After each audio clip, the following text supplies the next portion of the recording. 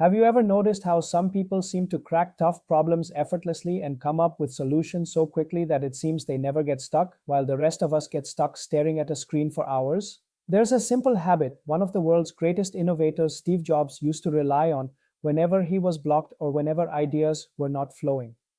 A habit so ordinary you probably do it every day, but not with the intention he did.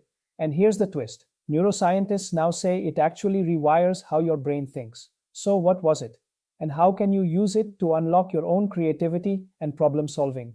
Yes, the man behind the iPhone, Pixar, and some of the most revolutionary ideas of our time.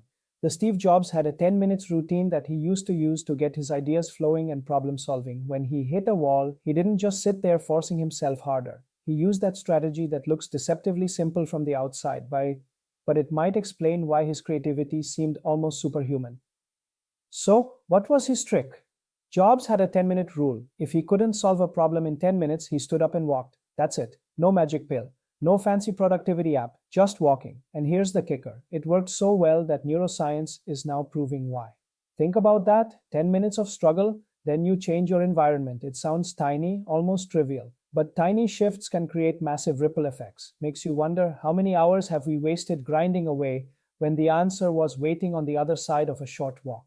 Neuroscientist Mitu Storoni explains that walking changes your physiology, and when your body shifts, your brain shifts too. You stop being locked into the same mental loop. Ever noticed how your best ideas come in the shower or while strolling outside? Same thing. Jobs just made it a system. Jobs was famous for his walking meetings. He'd invite designers, engineers, even CEOs to walk with him around Palo Alto. People thought it was eccentric, but those walks often led to breakthroughs. Imagine how different Apple products might have been if he had just stayed stuck in a conference room.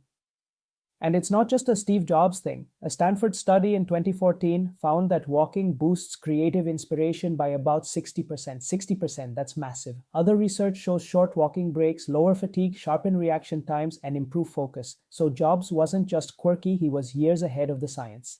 Think about your own life. You're stuck writing an email, debugging code, or even deciding dinner. You sit there frustrated. But the moment you step away, grab water, pace around, the answer pops in. That's the 10-minute rule in action. But here's the catch. Most of us never give ourselves that chance. We grind.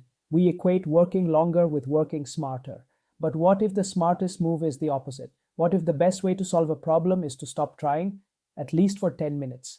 This isn't about laziness, it's about biology. Walking shifts your attention outward. It interrupts rumination, that hamster wheel of thought we all get trapped in. It forces your brain to quiet down just enough to see things differently. And that's where solutions often hide. So how do you use this? Simple. Next time you're stuck for 10 minutes, get up, take a walk around the block if you can, or just pace around the office. Don't scroll your phone, don't distract yourself with emails, just walk, let your mind wander. Give it space. You'll be surprised how often the answer appears when you stop chasing it. And here's something to think about. If Jobs used this rule to create products that literally changed the world, what could it unlock for you? Could your next breakthrough be hiding in something as simple as a 10-minute walk? So here's the takeaway. Productivity isn't always about pushing harder. Sometimes it's about stepping back. Jobs trusted it, neuroscience confirms it. Now it's your turn. Try the 10-minute rule this week and see what happens. If this sparks something for you, hit that like button, share this with a friend who overworks, and subscribe for more science-backed habits that actually work.